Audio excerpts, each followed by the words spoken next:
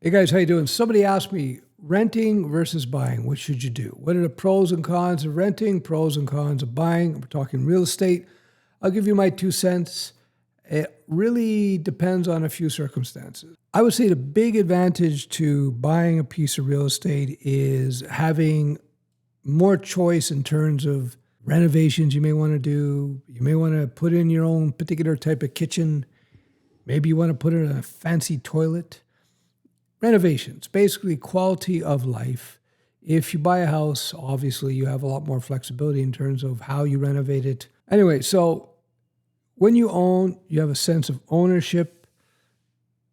If you properly buy, and I'll get to that in a second, it also gives you a sense of security, stability, because you own the place, right? So the landlord can't kick you out. The landlord can't dictate X, Y, and Z, that kind of thing.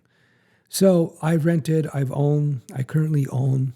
I bought this current place because I wanted to live in this place. I wanted to decorate or renovate rather the place the way I wanted to. I put in the kitchen I wanted, etc., and so on. Stuff I would never do and probably couldn't do if I was renting. So, what are the pros of renting? The pros of renting is you have fixed cost. Every month, you know what you have to pay.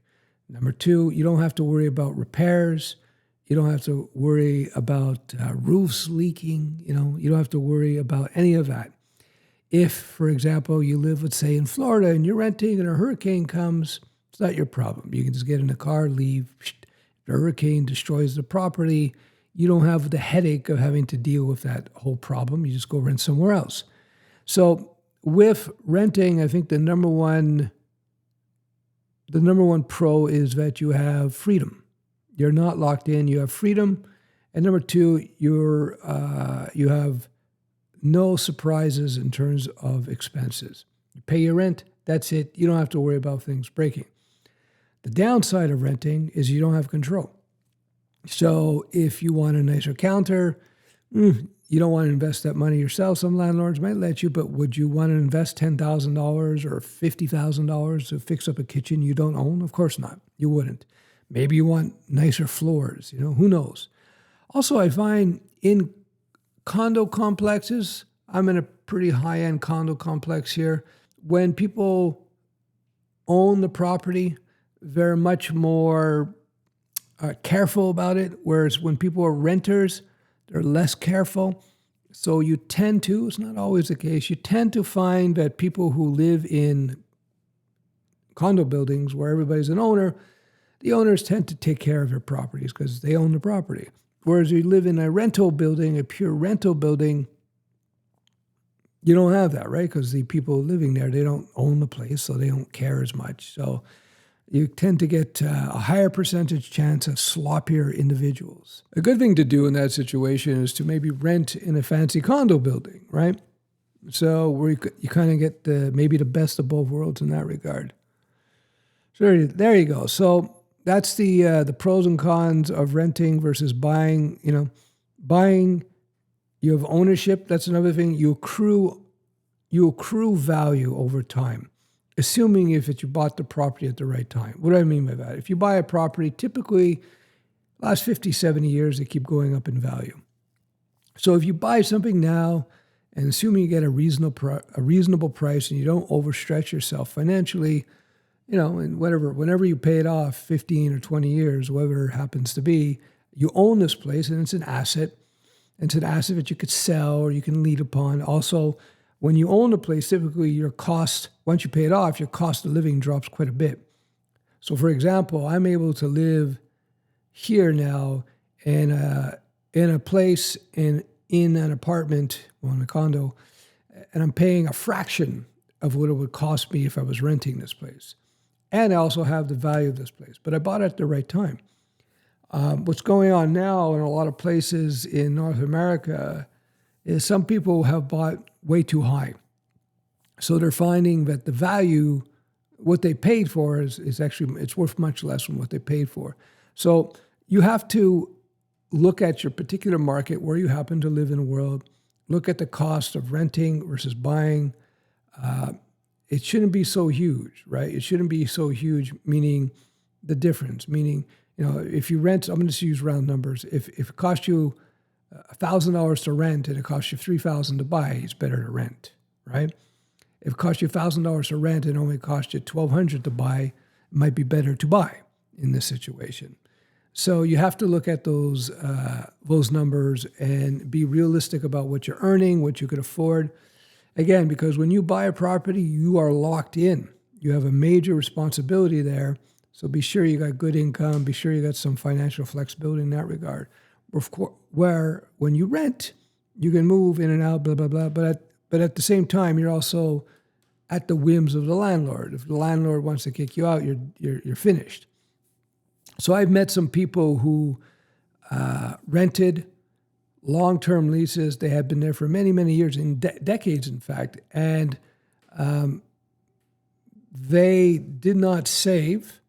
So they were in a bad situation where, because in Montreal they had rent controls, if they moved, their rent would double or triple, so they couldn't move.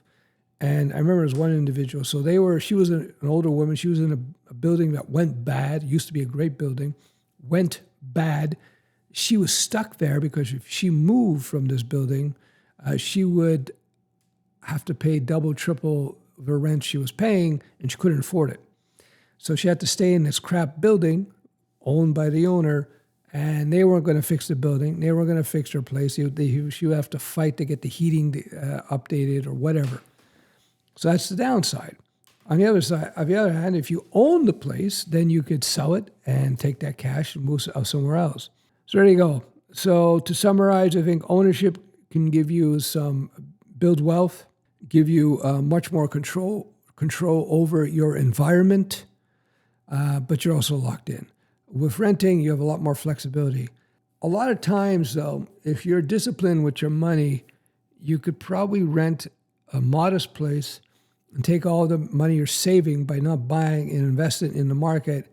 And the stock market, the broad S&P index markets, typically do much better over a 25-year span than owning a piece of property.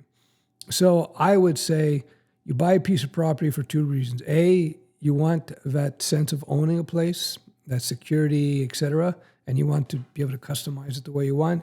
And B, because you don't have disciplined saving. You're not a good saver and investor. This way, by buying the property, it kind of forces you to invest in yourself because you're buying this property. When the mortgage is done, you own something that has some value most of the time. Again, caveat, be careful. Many condo buildings in Florida are in big trouble now because the condo associations over the decades did not manage the buildings properly. Buildings are falling apart, and there are some nightmare scenarios. So when you're looking at buying versus renting, really study the market well. Yeah.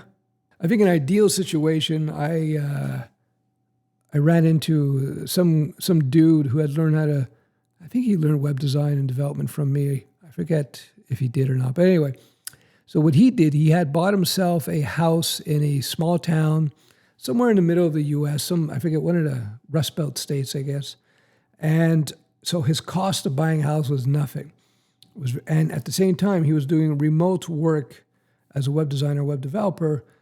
So if I recall the numbers, this is back in the day. So he was making $150,000 a year, if I recall, as a web designer, web developer, remote, living in a small town where he bought a nice house for $60,000 at the time, $60,000. So with just 6 months of earnings, he was able to buy his entire house. That's smart. So within a short period of time, he was able to buy, own the house, and keep earning like crazy. So I spoke to this guy briefly over email, I think it was. And so this guy's in a fantastic position. I would assume he paid off his house within a year, and he just kept saving like crazy and crazy. So he kind of had the best of both worlds. So it might make sense to look at moving to an area where the cost of living is lower so you can get ahead that way. Don't get caught in the Hotel California trap, as I like to call it.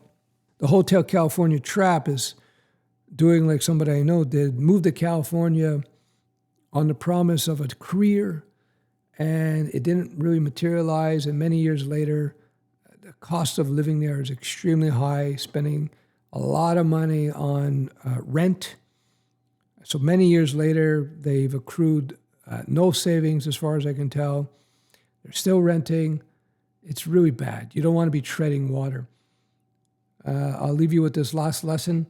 Whatever you do, whether you rent or you buy, be sure at the end of every month, your bank account is growing significantly.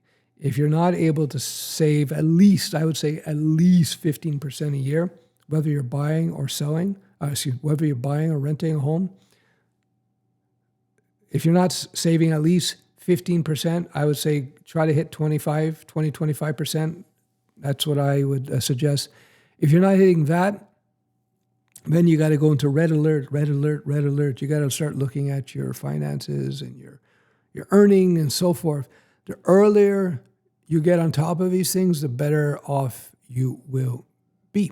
I'm Uncle Steph. I mentor people in software development, entrepreneurship, business life. Basically, I think I could sum it up in this old cliche statement. If only I knew then what I know now. If Uncle Steph, me, could go back in time and talk to young cousin Steph and give him some words of wisdom and some lessons that I'm giving you now, boy, that would have been pretty cool. So there you go. That's it. Take it for what you will. There you go. I hope this helps. All right. We'll talk soon.